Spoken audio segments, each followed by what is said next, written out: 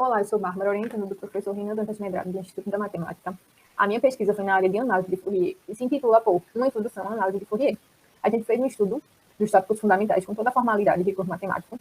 A importância da nossa pesquisa se deu ao fato de que muitas das propriedades de funções são expressas através da integral do módulo da função elevado a uma certa potência. Dessa forma, surgia a necessidade e a importância de estudar os espaços de funções cujo módulo elevado a uma certa potência é integrável. E grande parte dos problemas da análise de Fourier ocorrem nesses espaços.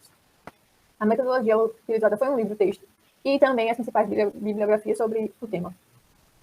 Eu vou fazer um breve resumo do que a gente viu nesse ano, a começar a definir a transformada de Fourier para espaços L1, depois vou estender para espaços L2 e, por fim, vou encerrar definindo a transformada de Fourier para os espaços LPs com P no intervalo fechado de extremos 1 e 2.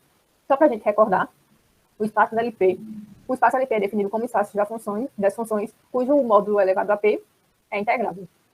Dada uma função no espaço L1, a gente vai definir a sua transformada como sendo a integral da função vezes e elevado a menos 2π que sim, tudo isso integrado em relação a x, e que sim em Rn. Essa f chapéu, a gente vai dizer que é a transformada de f. Uma observação importante é que essa aplicação, a aplicação chapéu, é linear e contínua. Eu trouxe aqui um exemplo da transformada de Fourier. A gente vai calcular a transformada de Fourier dessa função aqui, g de t, de x igual a e elevado a menos 4π ao quadrado, dx ao quadrado, porque é positivo. Se a gente aplicar a definição da transformada e rearrumar um pouco os termos, rearranjar, a gente consegue escrever essa primeira igualdade. Daí, se a gente fizer a mudança de variável y igual a raiz de tx, a gente tem essa segunda igualdade, onde a gente observa que isso daqui é equivalente à transformada de Fourier da g, aplicada em que sobre a raiz de t, onde a g é essa função aqui, é elevada a menos 4π ao quadrado x ao quadrado, onde a gente já tem calculado essa transformada. A transformada dessa g vai ser dado por 2 elevado a menos n vezes π elevado a menos n sobre 2 vezes e elevado a menos o módulo de π ao quadrado sobre 4. E aí a gente substitui nessa terceira igualdade. Então a gente tem que a transformada de Fourier dessa g de t, aplicada em que si, vai ser 4πt elevado a menos n sobre 2 vezes e elevado a menos que si ao quadrado sobre 4t. Para o nosso próximo resultado, será necessária uma nova definição, que é a definição de convolução, que ela diz que se a gente tomar duas funções em L1, então a convolução de f por g aplicada em x vai ser dada pela integral de f de y vezes g elevado a x menos y, onde essa integral é calculada em relação a y e avaliada em todo o espaço Rn. Daí, a gente consegue também o seguinte resultado, que a transformada da convolução de duas funções é o produto da transformada de cada uma, desde que essas funções estejam em L1, porque a princípio a gente definiu a transformada de Fourier para funções desse espaço. Em seguida, a gente viu também que, em certo sentido, a gente pode interpretar a transformada como um operador autoadjunto. Como assim? Se a gente tomar f e g em L1, então a gente consegue mostrar que a integral de f aplicada em que si, vezes a transformada da g aplicada em que si, tudo isso integrado em relação a que si, vai ser igual à integral da transformada da f aplicada em que si, vezes a g aplicada em que si, onde essa integral é calculada em relação a que si. A seguir, a gente tem uma fórmula para a inversão, para recuperar a função. Se a gente tomar f em L1, então essa fórmula vai ser dada por f de x vai ser igual a o limite quando t tende a zero pela direita da integral de e elevado a 2π x que si, vezes e elevado a menos 4π ao quadrado t que si ao quadrado, vezes a transformada da f aplicada em que si, onde essa integral é calculada em relação a que si e em todo o espaço Rn. No caso em que a transformada está também em L1, a gente pode melhorar, otimizar essa função, essa definição, de modo que, se f e a sua transformada estão em L1 e f é contínua em x0, então f de x0 vai ser igual à integral de e elevado a 2π que si x0, vezes a transformada do f aplicada em que si, onde essa integral é calculada em relação a que si e avaliada em todo o espaço. Agora, o que a gente vai fazer é estender a definição de transformada para o espaço L2. A gente começa vendo o que acontece na interseção dos espaços L1 e L2. Se a gente tomar a transformada na interseção, a gente consegue mostrar que a transformada está em L2 e, além disso, que a norma L2 da transformada vai ser igual à norma L2 da f.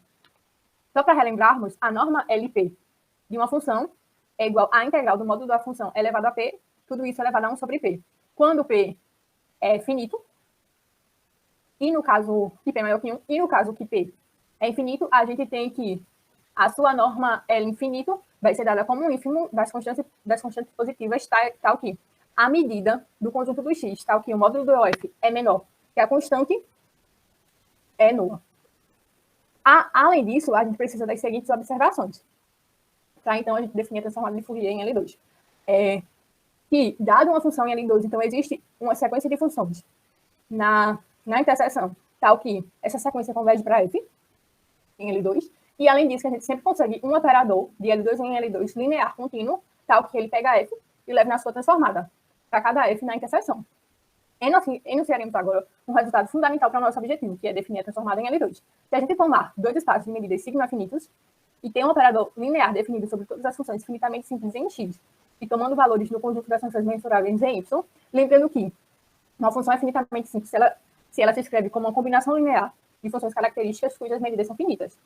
E se a gente, além disso, se a gente tomar P0, P1, Q0 e Q1 maior ou igual que 1, e podendo ser infinito, e supor que P é P0, Q0 forte, e também P1 e Q1 forte, para todas as funções F finitamente simples em X, então, para todo θ entre 1 e 0, a gente tem que T vai ser P e Q forte, onde P e Q são amarrados por essas equações aqui.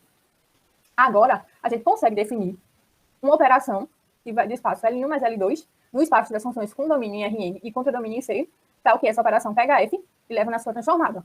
Observe que, se a gente tomar F em L1 mais L2, então vai existir uma G em L1 e um H em L2, tal que F vai ser igual a G mais H, e aí a gente vai definir a transformada da F como sendo a transformada da G mais a transformada de H. Dessa forma, a gente consegue ver que essa aplicação é linear, e além disso, a gente consegue também mostrar que a norma L infinito da F chapéu vai ser menor ou igual que a norma L1 da F, para toda F em L1, e para toda F em L1 também a gente consegue mostrar que a norma L2 da F chapéu vai ser menor ou igual que a norma L2 da F. E daí, se a gente usar o teorema da interpolação de Ries, que foi o teorema que a gente acabou de ver, a gente vai ter que a norma LQ da F chapéu vai ser menor ou igual que a norma LP da F para cada θ, no intervalo fechado 0, 1, onde P e Q são amarrados por essa equação. Uma observação importante, que a gente consegue mostrar também, é que se a gente pegar P no intervalo fechado 1 e 2, e Q se expoente conjugado, então a norma LQ da F chapéu vai ser menor ou igual que a norma LP da F para todo F em L1 mais L2. A gente finalizou o nosso trabalho com o importante teorema de Hausdorff-Young, que ele nos fala que, se a gente pegar um P no intervalo fechado 1 e 2, e Q seu expoente conjugado, se a gente tomar F em LP, então a norma LQ da F chapéu vai ser menor ou igual que a norma LP da F. Esse teorema nos garante que, dados P no intervalo fechado 1 e 2, e Q seu expoente conjugado, então a operação chapéu, assim possamos dizer, a transformada, né, é de fato linear e contínua. Através disso, podem surgir algumas reflexões. A primeira é como a gente pode definir a transformada de Fourier para P maior que 2, né? Já que aqui a gente definiu para o espaço dos P's no intervalo fechado 1, 2. Daí, para a gente conseguir estender essa definição, a gente precisa da área da matemática que a gente chama de teoria das distribuições, para ser mais específica, da distribuição temperada, que nada mais é do que um operador contínuo no conjunto de Schwarz. Existe um mecanismo que nos possibilita estender operadores do espaço de Schwarz para o conjunto das distribuições temperadas, de forma que, ainda que a gente pegue uma classe maior de funções, como, por exemplo, o espaço LP, a gente consegue garantir que o operador, que a extensão vista nessa classe, vai coincidir com o operador. Outra coisa que a gente pode se perguntar também é por que é importante estudar a transformada de Fourier, que foi o que eu trouxe aqui, né? Fourier estudou a equação do calor. E aí, para resolver... Vou dar um exemplo em EDP. Existem vários exemplos em algumas áreas, mas esse é o que eu conheço. Quando a gente vai resolver problemas referentes à equação do calor, por exemplo, a gente pode aplicar a transformada de Fourier. Através disso, a gente tem um EDO, que é muito mais fácil calcular, né? De modo geral, é sempre melhor calcular um EDO do que um EDP.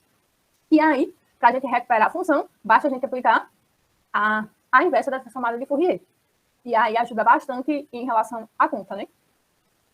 A conclusão que a gente tira é que a gente usou os resultados da teoria da medida de análise complexa para estudar esses resultados elementares, que é, de fato, uma ferramenta muito importante na matemática e em outras áreas, né? Porque existem várias aplicações.